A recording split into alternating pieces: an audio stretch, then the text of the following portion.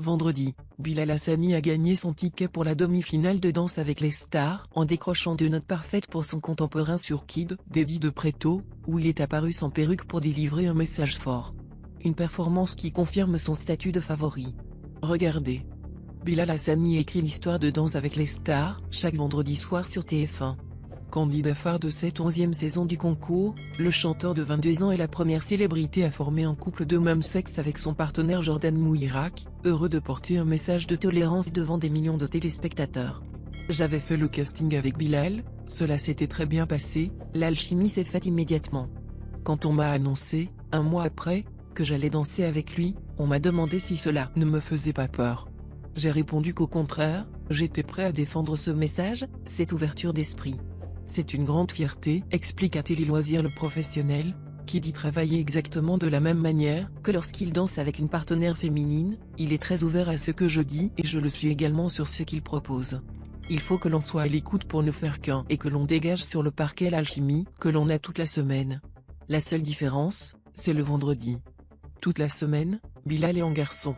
Et le vendredi, il ajoute son armature, avec sa perruque, sa robe. Je la découvre le vendredi, le jour du direct.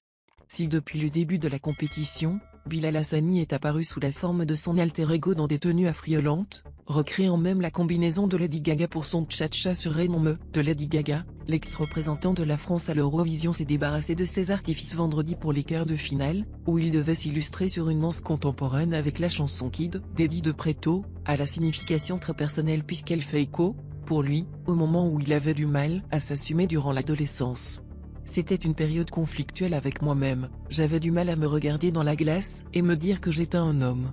Est-ce qu'on m'a demandé d'être plus viril quand j'étais jeune? C'est pas une question, on m'a obligé à être plus viril.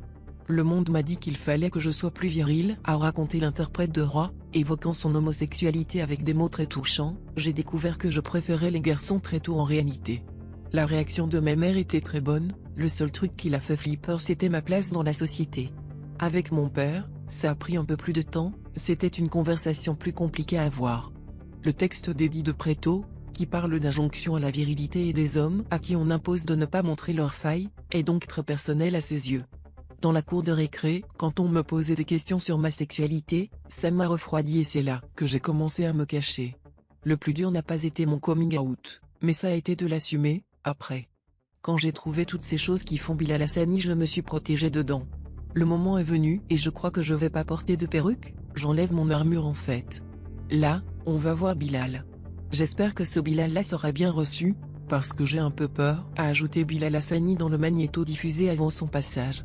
Sur le parquet, sans perruque mais avec du maquillage sur les yeux, le jeune artiste a tout fait pour donner vie à cette chorégraphie pleine de conflits intérieurs, de rage et de frustration. Expressif et à fleur de peau, les muscles tendus, Bilal a su toucher le cœur du jury en plein cœur avec un final époustouflant et cette ombre féminine dessinée par le projecteur. Jean-Paul Gaultier et Denitsa Ikonomova lui ont offert ses 2 premiers disques de la saison. Ce n'est pas important de gagner si on marque l'émission et ce soir tu l'as fait, a commenté la danseuse, très émue par la puissance qu'il a incarnée. Avec une deuxième performance quasi parfaite sur un passo double au son du tube It's the Road Jack de Ray Charles, Bilal a gagné son ticket pour la demi-finale. Et s'impose de plus en plus comme l'un des favoris au titre suprême.